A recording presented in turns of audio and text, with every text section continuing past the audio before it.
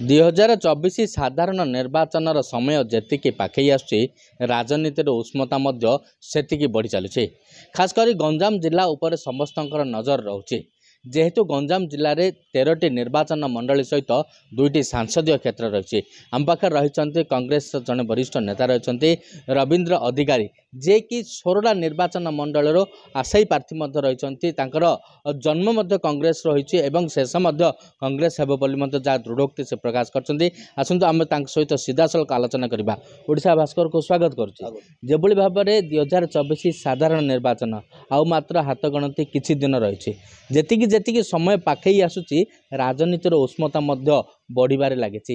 ଇତିମଧ୍ୟରେ ବିଜେଡି ମଧ୍ୟ ତାର କିଛି ନିର୍ବାଚନ ମଣ୍ଡଳୀରେ ଆଶାୟୀ ପ୍ରାର୍ଥୀ ମଧ୍ୟ ଘୋଷଣା କରିଛି, କିନ୍ତୁ କଂଗ୍ରେସ ଆଉ ବିଜେପି ମଧ୍ୟ ପ୍ରାର୍ଥୀ ଘୋଷଣା କରିନାହାନ୍ତି। କିନ୍ତୁ ଆପଣ ଆଶାୟୀ ରହିଛନ୍ତି ସୋରଡ଼ା ନିର୍ବାଚନ ମଣ୍ଡଳୀରୁ, କେମିତି ଦେଖୁଛନ୍ତି? କଂଗ୍ରେସ ଦଳ କରିବ, କଂଗ୍ରେସ ଦଳ ନିହାତି କରିବ, କିନ୍ତୁ କଂଗ୍ରେସ ଦଳ ସିଷ୍ଟମେଟିକ୍ କରିବ। ଆମର ଅନ୍ୟ ଆଞ୍ଚଳିକ ଦଳ ନାହିଁ, ନ୍ୟାସନାଲ ଦଳ। ତେଣୁ ସିଷ୍ଟମେଟିକ୍ କ'ଣ ପିସିସି ଲିଷ୍ଟ ଯିବ, ସ୍କ୍ରିନିଂ କମିଟି ଅଛି, ସ୍କ୍ରିନିଂ କମିଟି ଏପ୍ରୁଭ୍ କରିବ, ତା ପୁଣି କେନ୍ଦ୍ର କମିଟି ଅଛି, ସିଏ ତାକୁ ଏପ୍ରୁଭ୍ କଲା ପରେ କ୍ୟାଣ୍ଡିଡେଟ୍ ଡିକ୍ଲେୟାର ହେବ। ଏ ସିଷ୍ଟମ୍ ପାଇଁ ଆଜ୍ଞା ଆମର ଲେଟ୍ ହେଉଛି। ଯେହେତୁ ଆପଣ ରହିଛନ୍ତି କଂଗ୍ରେସରେ ମଧ୍ୟ ରହିଛନ୍ତି ଆଗରୁ, ଯେହେତୁ ଆପଣ ଜନ୍ମ କଂଗ୍ରେସ ବୋଲି କହୁଛନ୍ତି ଏବଂ ଶେଷ ଯେତେବେଳେ ହେବ କଂଗ୍ରେସରେ ହେବ, ସେ କଂଗ୍ରେସରୁ ଆପଣ କେବେ ଯୋଗ ଦେଇଥିଲେ, କାହିଁକି ରାଜନୈତିକ କ୍ଷେତ୍ରକୁ ଆସିଥିଲେ ଆଉ ଆଶାୟୀ ରହିଛନ୍ତି, କେମିତି ଦେଖୁଛନ୍ତି? 80 ମସିହାରୁ ମୁଁ କଂଗ୍ରେସ ଦଳରେ ଅଛି। ସେତେବେଳେ 2 ଦିନ ଆମର ଏମ୍ଏଲ୍ଏ ସୋରଡ଼ାର ଶରତଚନ୍ଦ୍ର ପଣ୍ଡା, ଯିଏକି ଏଗ୍ରିକଲଚର ମିନିଷ୍ଟର ଥିଲେ, ତାଙ୍କର ନେତୃତ୍ୱରେ ତାଙ୍କ ଉପରେ ଭରସା କରି ଏବଂ ମୋର ଉତ୍ସାହ ଯୋଗ ବୟସରେ ସେ ଦେଖିଲେ ପିଲାଟାକୁ ଆଣିଲେ ରାଜନୀତି ଭିତରେ ଭଲ ହେବ। ସେ ମୋତେ ଯୁବ କଂଗ୍ରେସ ସଭାପତି କଲେ ଗଞ୍ଜାମ ଜିଲ୍ଲାର ସୋରଡ଼ା ବ୍ଲକରେ। ସେତେବେଳେ ଶିବ ସାଣୀ ଥିଲେ ଜିଲ୍ଲା ସଭାପତି। ସେଇଠୁ ମୋର ଉତ୍ପତ୍ତି ହେଇ ସେ ସଂଗଠନ ଚାଲିଲା। ବ୍ଲକ ସଭାପତି ପ୍ରାୟ 15 ଇୟର୍ସ ରହିଲି। ତାପରେ ଜିଲ୍ଲା ଜେନେରାଲ ସେକ୍ରେଟାରୀ 5 ବର୍ଷ ଥିବି। ତାପରେ ତ୍ରିନାଥ ବାବୁ ଯେତେବେଳେ ଜିଲ୍ଲା ସଭାପତି ଥିଲେ, ମୁଁ ଭାଇସ୍ ପ୍ରେସିଡେଣ୍ଟ ରହିଲି 5 ବର୍ଷ। ଏହି ସମୟରେ ମୁଁ କଂଗ୍ରେସର ପୁରା କଂଗ୍ରେସ ପରିବାର ସହିତ ଜଡ଼ିତ ହୋଇକରି ବିଭିନ୍ନ ସଭା ସମିତି ଏବଂ ରାମଲୀଳା ମଧ୍ୟ ଯେ ବୈଠକ ହୋଇଛି ସେ ଆଟେଣ୍ଡ କରିବା, ବମ୍ବେର ସେମିନାରରେ ମଧ୍ୟ ଆଟେଣ୍ଡ କରିବା, ଏସବୁ ମୋର ବହୁତ ନମୁନା ଅଛି। ଯେହେତୁ ଆପଣ 1980 ମସିହାରୁ କଂଗ୍ରେସରେ ଅଛନ୍ତି, କିଛି ପଦପଦ ରହି ଏବଂ ସୋରଡ଼ା ବିଧାୟକ ଭାବରେ କେବେ ଆଶା ପୋଷଣ କରିଥିଲେ କି? କରିଥିଲି। ଜାନିଗଞ୍ଜ ଯେତେବେଳେ ସଭାପତି ଥିଲେ ଏବଂ ମୁଖ୍ୟମନ୍ତ୍ରୀ ଥିଲେ, ମୁଁ ଫାର୍ଷ୍ଟ ଟାଇମ୍ ପାଇଁ ଆପ୍ଲାଏ କରିଥିଲି। ମୋତେ ଜାନିବାବୁ କହିଲେ, ତୁ ତୋର ଯୁବକ ବୟସ, ତୁ ବହୁତ ବଢ଼ିବୁ, ତୋର ମୁଁ ଦେଖୁଛି। ଏବେ ବର୍ତ୍ତମାନ ମୁଁ ଗୋଟେ XMLରେ ମୁଁ ଦେବିରେ, ତୁ ତୁନି ପଡ଼େ ଆଉ ଦଳ ପାଇଁ ସଂଗଠନ କରେ, ମୁଁ ଯେତେବେଳେ ହେଲେ ତୋ କଥା ବୁଝିବି। ବେଳେ ମୁଁ ଟିକେ ଧରି ରହିଲେ ତାପରେ ମୋତେ ଆଉ ସେ ସୁଯୋଗ ଦଳ ଦେଇନି। ଦୁଃଖର ବିଷୟ, ଅତି ଦୁଃଖର ସହିତ ମୁଁ କହୁଛି, ମୋର ଦିନେ ମଧ୍ୟ ଦଳ କଲାନି। ମୁଁ ଏବେ ବାଧ୍ୟତା ଆଇଲେ କରିଛି, ବାଧ୍ୟତା ଆଇଲେ ମୁଁ କାହିଁ ପରେ ରାଜନୀତି କରିବିନି ଭାବୁଛି। କାହିଁକି କ'ଣ ହେଲି, ମୋର ବାପାର ସମ୍ପତ୍ତି ସାରିଛି, ବହୁତ ସମ୍ପତ୍ତି ସାରିଛି। ଏମିତି ଦେଖାଯାଉ, ଦଳ ଦେବ ବୋଲି ମୋର ଭରସା ଅଛି। ଯେହେତୁ ଗୋଟେ ଜାତୀୟ ଦଳ ରହିଛି, ଯେହେତୁ ଜାତୀୟ କଂଗ୍ରେସ ଦଳ, ଆପଣ 1980 ମସିହା ରହିଥିଲେ, ବିଭିନ୍ନ ମୁଖ୍ୟମନ୍ତ୍ରୀ ମଧ୍ୟ ଆପଣ ଦେଖିଥିବେ। ଯେହେତୁ ଜାନକୀ ବଲ୍ଲଭ ପଟ୍ଟନାୟକଙ୍କ କଥା କହୁଛନ୍ତି, ସେହି ସମୟରେ ଯେତେବେଳେ ରହିଲା ଆପଣ ଯେଉଁ ମନା କରିଥିଲେ, ଯେହେତୁ ଅନ୍ୟ ଜଣଙ୍କୁ ଦେବା ପାଇଁ କହିଥିଲେ, ତା ପରଠାରୁ ଆଉ ଆଶାୟୀ କରିଥିଲେ କି? ନାଇଁ, ମୁଁ ତ ଥିଲି ଶ୍ରୀଯୁକ୍ତ ରାମରଥଙ୍କର ପ୍ରତିନିଧି। ସିଏ ମୋର ହେଉଛନ୍ତି ଦେବତା। ସିଏ କିଛି ମୋତେ ନେଇକି ଥୋଇବେ ପୋଷ୍ଟ ଭିତରେ ବୋଲି ମୁଁ ତାଙ୍କୁ ମୋର ଅଭିଳାଷ କହିଥିଲି। ସିଏ କ'ଣ ହେଲା କି ମୋତେ ଆଉ ସେ ଭିତରକୁ ନେଲେନି। ମୁଁ ରହିଗଲି ସେମିତି ପଡ଼ିକିରି ସେଇ କଂଗ୍ରେସ ଦଳରେ ରହିଲି।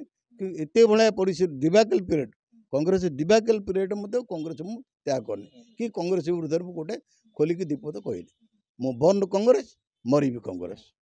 ଦେଖନ୍ତୁ, ଯେଭଳି ଭାବରେ ଆପଣ ଯେଉଁ କହୁଛନ୍ତି, ଦୃଢ଼ୋକ୍ତି ଦେଉଛନ୍ତି ଯେ କଂଗ୍ରେସ ହିଁ ଆପଣଙ୍କର ଜୀବନ, କଂଗ୍ରେସରୁ ଛାଡ଼ି ଅନ୍ୟ କୌଣସି ଦଳକୁ ମଧ୍ୟ ଯାଇନାହାନ୍ତି, କିନ୍ତୁ କେଉଁଠି ନା କେଉଁଠି ଜାତୀୟ କଂଗ୍ରେସ ଏବଂ ଓଡ଼ିଶା ପ୍ରଦେଶ କଂଗ୍ରେସ ଭିତରେ କିଛି ତାଳମେଳ ରହୁନି କି, ଯାହାଫଳରେ କଂଗ୍ରେସ ମଧ୍ୟ ଗ୍ରୋଥ୍ କରିପାରୁନି?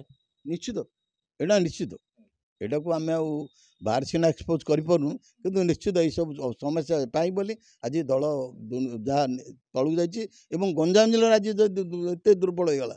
ଯେଉଁ ଜିଲ୍ଲା କଂଗ୍ରେସ ନଥିଲା କଂଗ୍ରେସ ଜିଲ୍ଲା ବୋଲି, ଆମ ନେତୃତ୍ୱର ଅଭାବ କହିଲା। ଆମର ଯେଉଁମାନଙ୍କୁ ନେତୃତ୍ୱ ଛାଡ଼ିଲେ ସେମାନେ ଦଳ କଥା ଚିନ୍ତା କଲେ, ତାଙ୍କ ବ୍ୟକ୍ତିଗତ ଚିନ୍ତା କଲେ, ତାଙ୍କର ବ୍ୟକ୍ତିଗତ ସଂଗଠନ ତିଆରି କଲେ, ତାଙ୍କର ବ୍ୟକ୍ତିଗତ ବନ୍ଧୁ ତିଆରି କଲେ। ସିନିୟର ଲୋକମାନଙ୍କୁ ପଚାରା ଗଲାନି, ଯେଉଁଥିପାଇଁ ଦଳ ଏ ଅବସ୍ଥା ହେଲା। କିନ୍ତୁ ମୁଁ दलर अच्छी मत टिकट दिंतु न दिउ मु दल रही दलर काम करी जेहेतु आपण आशायी प्रार्थी रही जदि आपण दल जदि भरोसा करला पुणी थे मैदान को छाड़ जेहेतु आप शेष सुजोग बोली कहते यापर आप राजनीति सन्यास ने जहाँ कथा आसते बेले दल आपण को ऊपर भरोसा रख भरोसा कर आपण को मैदान को छाड़ा प्रमुख मुद्दा कौन रनसाधारण सोरडावासी अंचल सोरडार कौन प्रकार विकसित काम है विकास काम है जो मान नहीं निजर निजर स्वार्थ भितर जड़ित होती आ जो मान को भी अन्य दल एमएलए कौन से गोटे गोटे क्रिमिनाल से निज स्वार्थ कांग्रेस दल किसी करना कहीं डाबला बोली सेमती जिनस किसी आखि दृष्टिया होना ये दीर्घ 25 वर्ष भितर मु आशा करुँच मुझे मोर अभिज्ञता अच्छी मु संगठन सोरडा अंचल पूरापूरी परिचित रवि अधिकारी बेले रवि भाईना नाट रवि अधिकारी रवि भाईना मत रवि भाईना बेले सोनटे तेणु भावुँ मत जदि किसी पद मिले एमएलए सोरडा हुए मु लोक विकास निहाती करी कहीं मोर उद्देश्य आउ कि ना मु लोकसेवा कर मु फ्रम लोक ओल्ड एज पेंशन रू करी आज ये पर्यटन बढ़ी एनएसी 25 वर्ष मो हाथ रहा सोरडा एनएसी 25 वर्ष रहा मोर ब्लॉक साउथ भितर दुईटा ब्लॉक 6टा जिला परिषद मु कंटेस्ट कर दुईटा ब्लॉक चेयरमैन करी एवं मुझे रही दल मत न पचार दुईटा ब्लॉक शून्य होगा कांग्रेस गोटे सरपंच ना गोटे जिला परिषद ना कि गोटे एनएसी काउंसिलर ना ये अवस्था होगा जेहेतु आम सोरडा निर्वाचन मंडली द्वारा कहीपर अनेक गाँव में पानीय जल ठार आरंभ कर रास्ता घाट आलोकर व्यवस्था और स्वास्थ्य व्यवस्था शिक्षार व्यवस्था संपूर्ण भीतर रही जो प्रमुख मुद्दा रही मौलिक सुविधा किसी आदिम आदिवासी अंचल रही पर्यंत आज सरकार योजना पहुँची पारि ना जिते आपण को दल प्रार्थी कर मैदान को छाड़ जदि सोरडा अंचलवासी आपण को जिताई मैदान को आणवे ताले सेमानकर प्रथम कौन असुविधा दूर करेंगे प्रथम priority communication well communication health education ये 3टा ऊपर प्रथम मुद्दा देवी ये 3टी जिनस जोड़े आद्यावधि भी आमर गुड़े पंचायत अच्छी गौड़कोट मेरीकोट सालेमागोचा आपणकर गोछा गाजलाड़ी माने लोक जीवाई ना पा पीवा पा भी मिलना माइल माइल जावाक पड़े ये सब हेल्थ पॉइंट गोटे लोक सीरीयस हेल्ले मेडिकल फैसिलिटी ना आपको मुझे प्रायोरिटी बेसिस काम करी निहाती मोर प्रथम मुद्दा हम से देखो जो भाव में दीर्घ 25 वर्ष है सोरडा एनएसी चेयरमैन भाव रही विभिन्न जिला परिषद कंटेस्ट कर अंचलवासी आपण को रवि भाईना बोली जानते अंचलवासी दुख दूर हम आपड़ जिते आसवे सोरडा निर्वाचन मंडल प्रार्थी हे मैदान को ओह्लैब जदि आपण दल भरोसा कर दल बर्तमान आपण भरोसा करी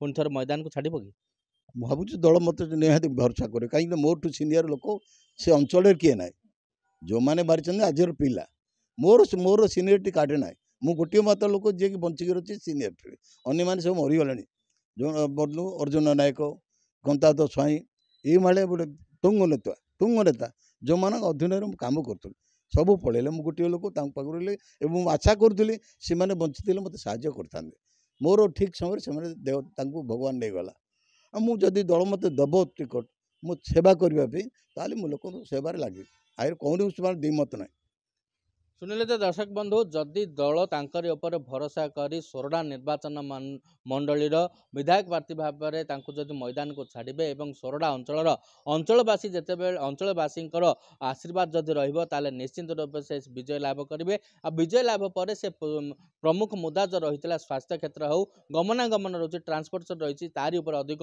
गुरुत्व देवे बोली जहाँकि आम रवि अधिकारी सहित आलोचना करें केवल रवि अधिकारी नुह रवि भाईना बोली कहले सोरडा अंचल अनेक जनसाधारण चिन्ही था ब्रह्मपुर कैमरा पर्सन प्रशांत प्रतिनिधि किरण कुमार मिश्र ओडिशा भास्कर।